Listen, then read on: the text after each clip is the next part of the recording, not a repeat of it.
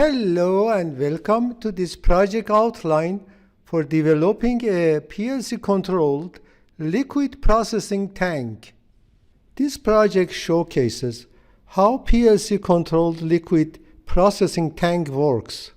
Press the Start button to begin. The PLC checks if the container is full. If not, it opens the in valve Q1 to fill it. Once full, the PLC monitors the temperature sensor I3. If the temperature is below 85 degrees of centigrade, it opens the steam valve to heat the container. The cycle repeats until either the stop button is pressed, the container is empty, or the temperature sensor is inactive. In this project, I have mapped the PLC I/O pins to the related sensors and actuators in the system layout. The table links PLC I/O pins to the connected project I/Os, showing how the PLC interacts with the components.